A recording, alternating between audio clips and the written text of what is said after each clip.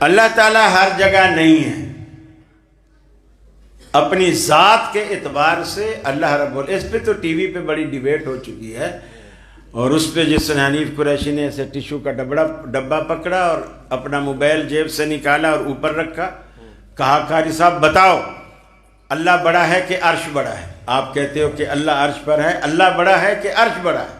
اگر اللہ بڑا ہے تو عرش چھوٹا ہے، تو پھر بڑی چیز چھوٹی پر آ نہیں سکتی.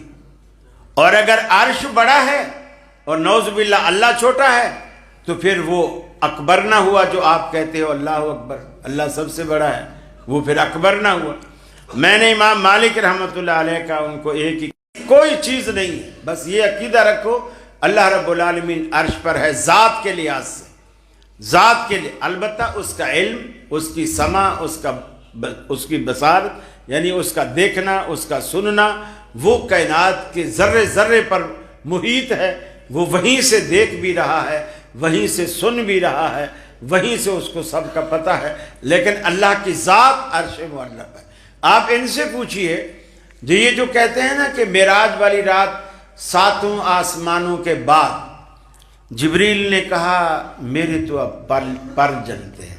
یہ جملہ سنا ہے کبھی؟ میرے پر جلتے ہیں.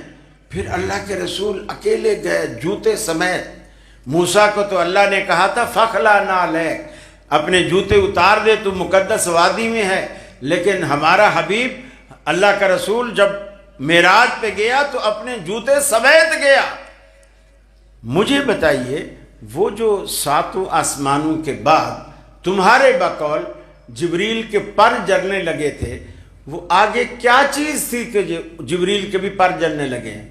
کیا تھا آگے؟ اللہ کے رسول جو آگے گئے ہیں کس کے پاس گئے ہیں؟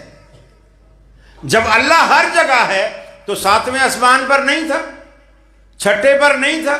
واپسی پہ موسیٰ علیہ السلام سے ملے. موسیٰ علیہ السلام نے کہا اتنی نمازیں تو میری امت نہیں پڑھتی تھی، تیری امت کہاں سے پڑھے گی؟ جاؤ کم کروا کے آؤ، 50 نمازیں لے کے جا رہے ہو، کم کروا کے آؤ. اللہ کے رسول فرماتے ہیں میں پھر اوپر گیا. اوپر جانے کی کیا ضرورت تھی؟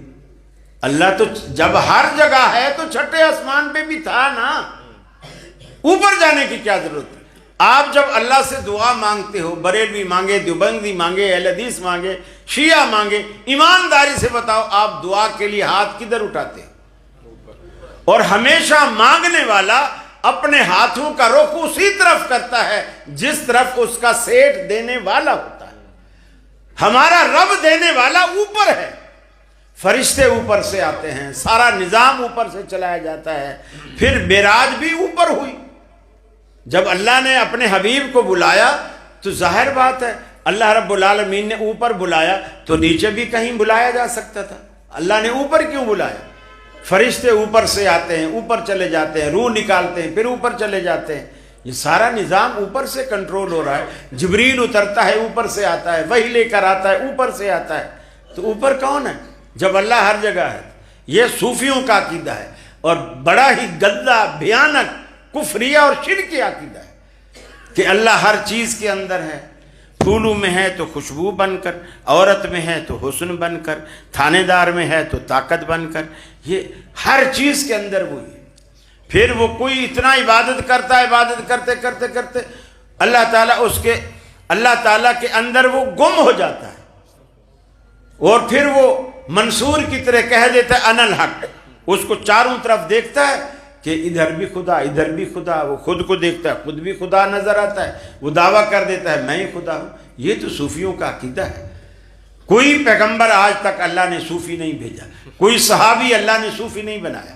کبھی آپ نے سنا ہے صوفی رسول اللہ؟